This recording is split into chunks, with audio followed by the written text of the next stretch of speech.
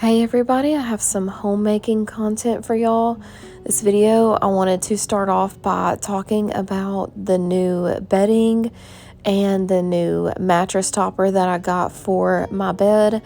It has been a while since me and Josh have had new bedding, over a year actually, and we are like avid users of Sam's sheets. I love Sam's sheets, they last years, but it was honestly just time for a change. And we were also getting tired of our mattress. It's a very firm mattress, which can be nice sometimes, but every now and then we want like a little bit of a give because it just feels like way too hard. So we went with the Serta mattress topper. It's like the gel one. It's blue. I think it was like 3-inch thick from Sam's Club. It's like $140 for the king size.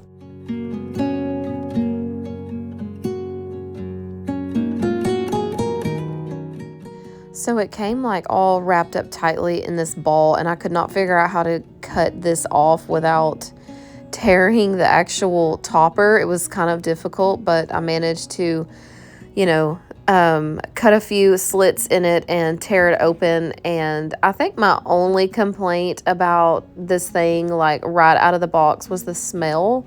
And I had read the reviews and saw that some people, were complaining of the smell. Some people were a little dramatic and said it smelled like death. It did not smell like death. It smelled like, to me, a little bit of just like a chemical smell.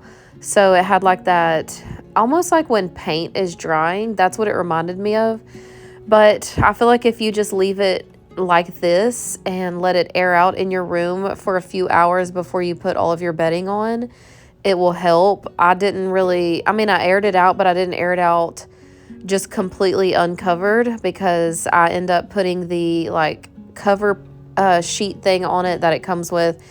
So I just advise y'all, if you're going to go get one of these, to just let it air out, because it didn't last very long. Like the night that we slept on it, I didn't smell it anymore, but it is kind of strong when you're laying on the bed, moving around and pushing, the smell up. It can be kind of annoying, but that's seriously my only complaint about it right out of the box. Otherwise, it feels very cushiony, and I was super excited to sleep on this.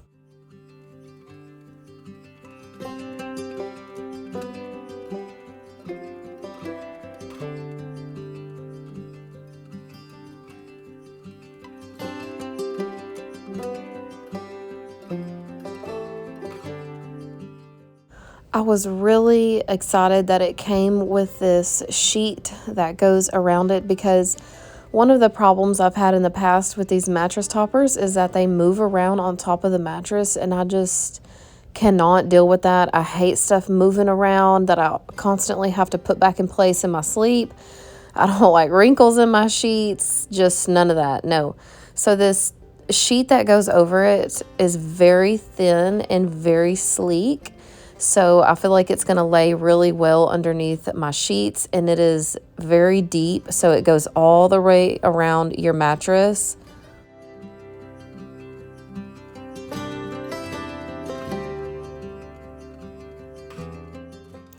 So I'm washing everything from the store that I bought with some 7th generation, the lavender scented detergent. It smells so good.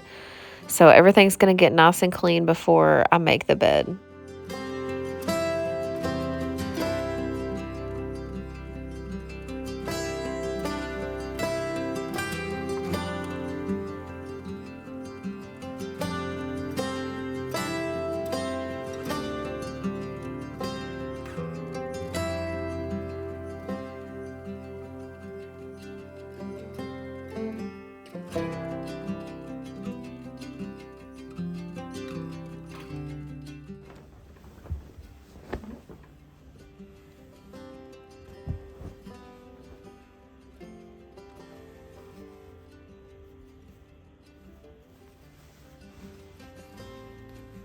So as you can see here, the top part that goes over the mattress is very slick.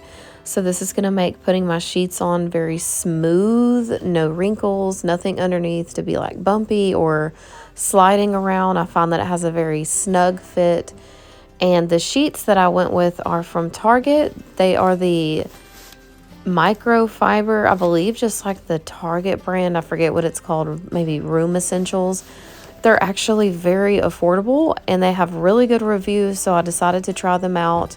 I don't normally do microfiber sheets, but I know that they're very soft. And I think the only thing about them is that they may not last as long as my Sam's sheets per se, but I'm excited to try them out and just have something different.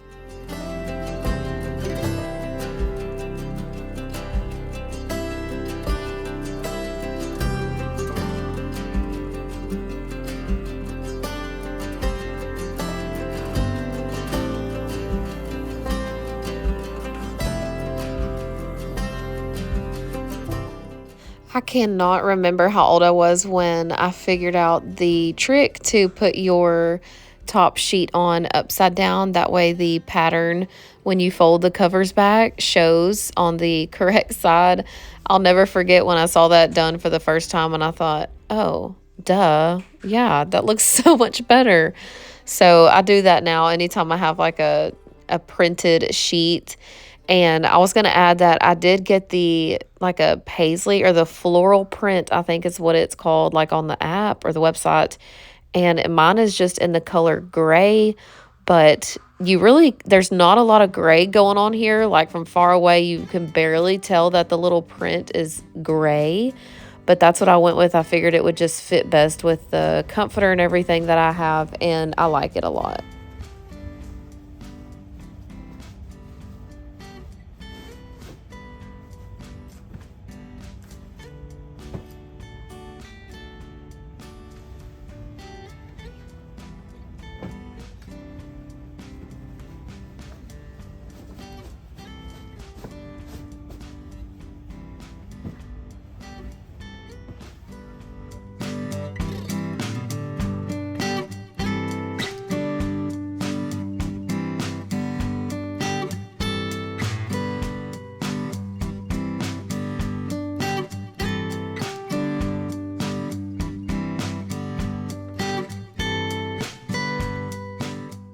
So the bedspread or quilt, whatever you want to call it, that I ended up getting did not come with shams. So I bought these two shams separately. They're supposed to be like that more organic cotton kind of material, and they feel really good, really soft, and actually pretty thick. So I'm hoping that they last a long while. And then here's the covers that I ended up getting. I don't really know what you call this. It's like a muslin type material on top, and it's not super thick, it's not super thin. I don't really know if I should call it a quilt, a coverlet, a bedspread, or what, but it's like the perfect thickness for us.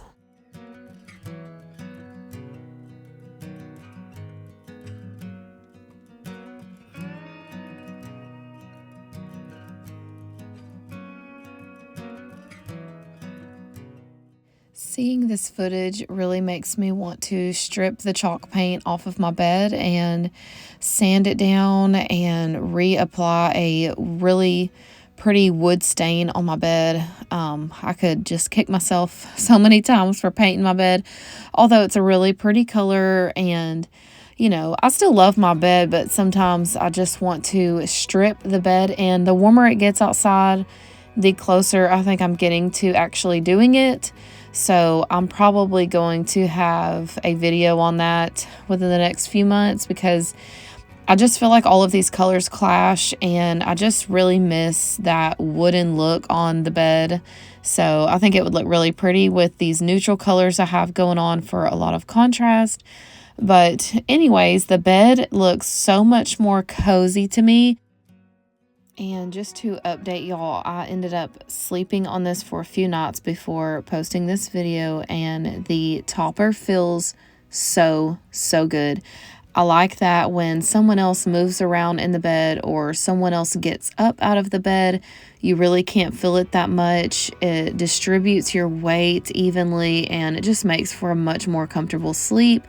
The sheets feel really good as well, and we have not got too hot under that comforter or bedspread, whatever you want to call it. So I'm gonna make a chicken pot pie.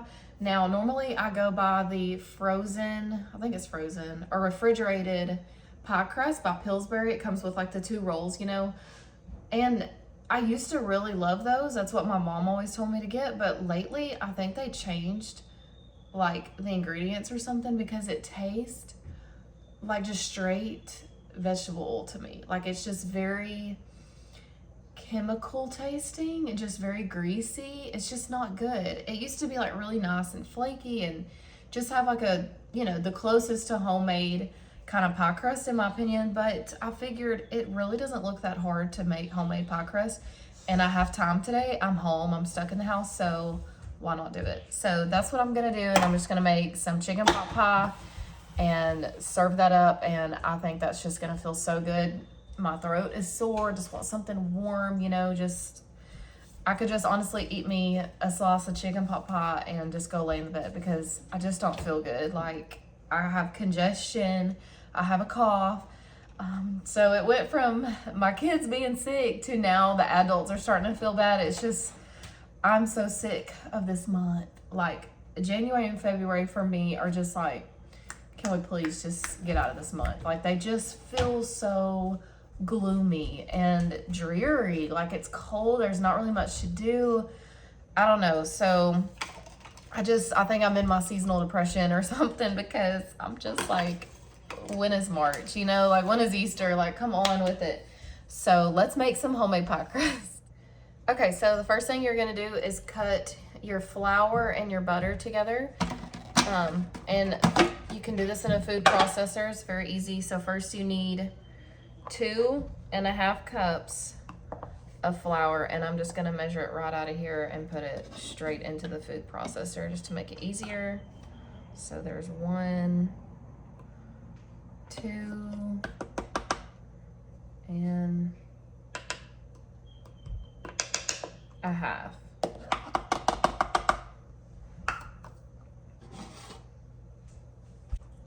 Then you need to add 1/2 teaspoon of salt. So yeah, obviously I'm just gonna kind of see here. This is sea salt that I have in my shaker, so I'm not even gonna make that like a full one. Okay, so here's what you need to do. You're gonna dice up your butter. Dice up your butter into like cubes. It has to be cold butter. You cannot use warm butter. Do not use butter that's sat out. It has to be cold, because once you get it into the flour mixture and you start making your dough and stuff, you don't want it to get all melty, because it kind of just ruins the dough and makes it kind of greasy and just unworkable. You want it to be chunks in there, because that's what's going to give it like that little burst of like flakes in different spots. So I'm just going to do mine like this. I'm just going to cut it in half, maybe like twice, and then cube it right into the food processor. So I'm just doing it long ways first. So like this, like little french fries. Nuh-uh, don't come up here. So mine look like this. No, baby, mama has food up here. And then what I'm gonna do is just put them right here. Right there? Hold on, baby, just a minute. Let me put my butter in here, okay? Butter? Mm-hmm.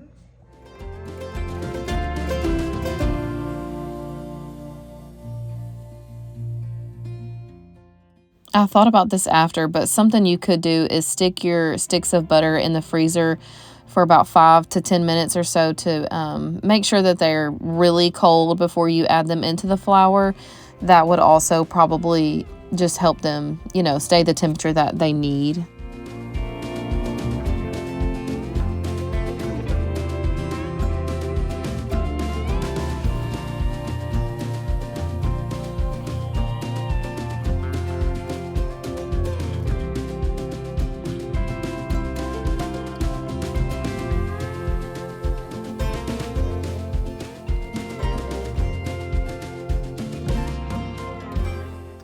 so no climbing cabinets. This is my dough. Here's how it looks. You don't want to overwork it because apparently you can melt the butter that way, so don't play with it too much. And then you need to get down. You're gonna fall. Get down.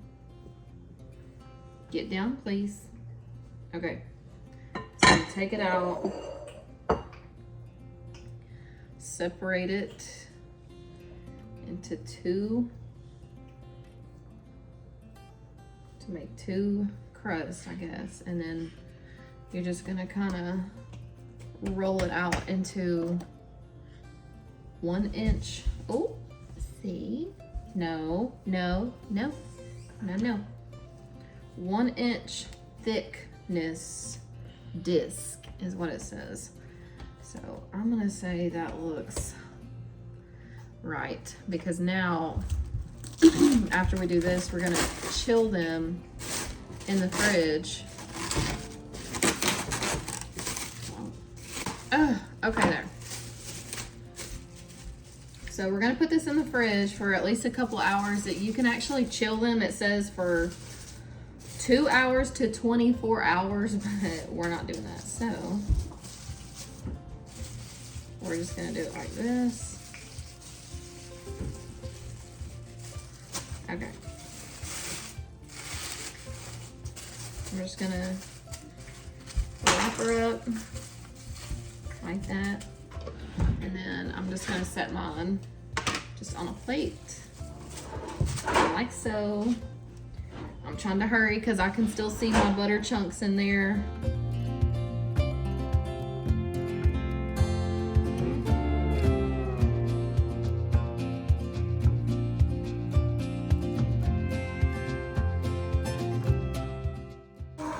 For a couple hours, and then I'll start making the filling for the chicken pot pie.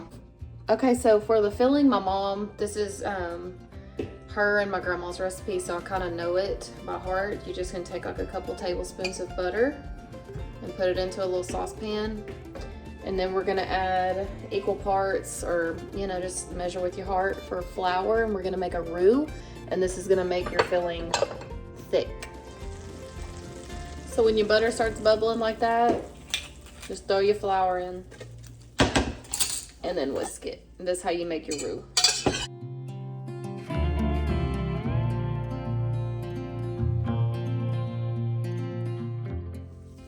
Okay, to this you're gonna add some chicken broth, some milk, and then your canned veggies and cream of chicken. And I do the milk and the chicken broth slowly into the roux.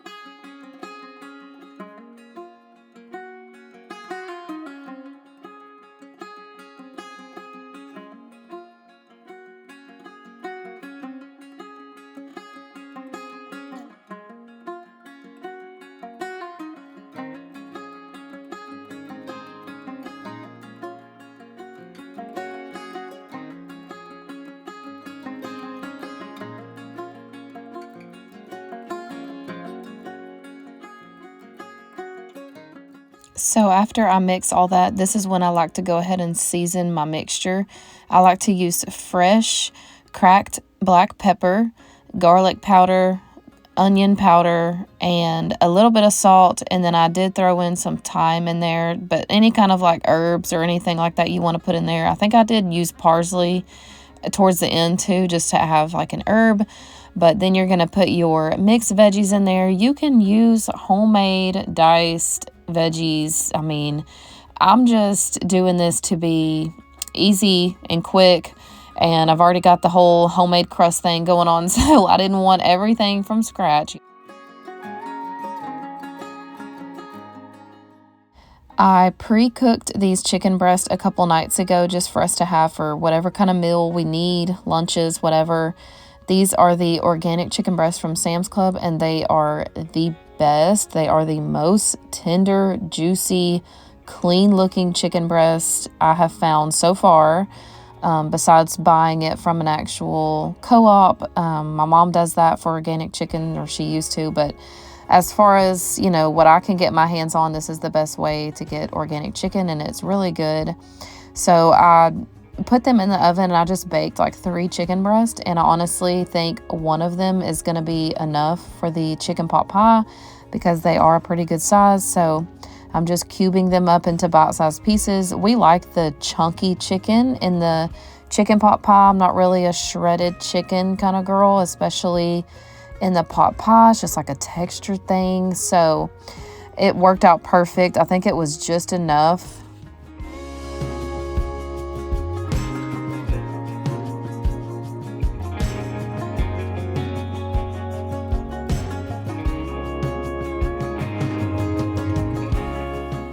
So I'm just dusting my little area with flour. That way the pie crust doesn't stick. Did not let them actually sit in the fridge the full 2 hours. I want to say it was like an hour or an hour and a half, and I'm hoping that's not a big deal. They look okay, and they look easy to spread out without breaking apart and everything to me. So hopefully they, you know, got cold enough. And I actually set them in the freezer too for a few minutes, so maybe that kind of helped.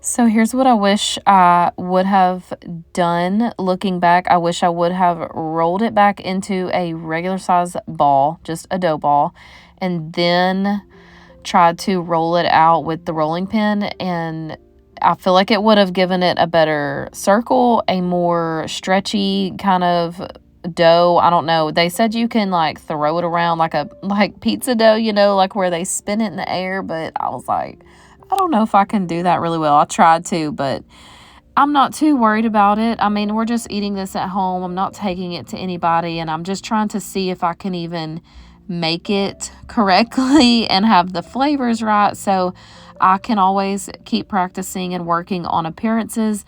I would like to try the sweet version of this. I would love to make a coconut cream pie. It is my favorite pie ever. I don't know that a butter pie crust is the correct pie crust for a coconut pie, but nonetheless, I just want to learn how to make it and then, you know, keep practicing and start making it homemade so I can work on appearances later. Right now, I'm just trying to make sure I make it right.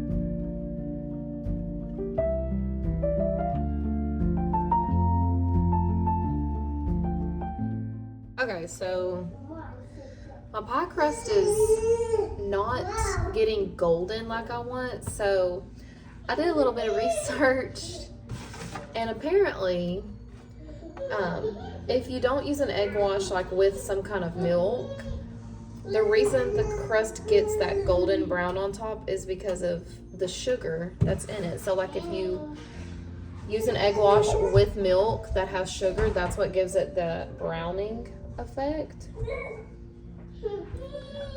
So I didn't use milk. I just kind of like beat an egg and did that. But apparently if you use just a capful of milk on top of the pie crust, it gives it the golden like browning color on top, which I was like really going for. So I'm gonna put a capful of milk on here and put it back in the oven for a little bit and see if that does it. Okay, here's how it looks. Not bad for my first time. I do wish I would have rolled it out a little bigger. That way it would have reached the side. I didn't realize how much it would shrink, but it looks really good.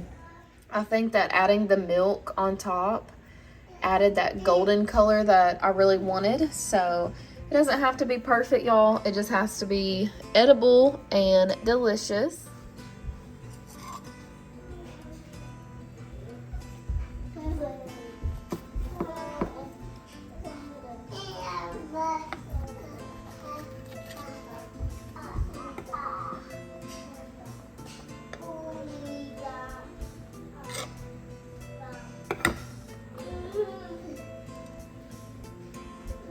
I cannot believe how easy this pie crust was to make. I definitely have some practicing to do as far as the shaping and forming it into a pretty crust.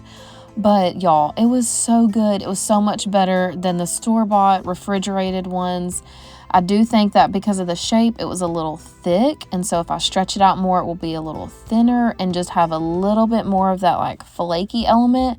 But it was so much better than store-bought. So I'm so happy I tried it, and I'm going to keep trying it. I really want to try to keep baking and try new baked goods and practicing. So thank y'all so much for watching this video. I hope you all enjoyed it, and I hope y'all have a wonderful weekend. Bye.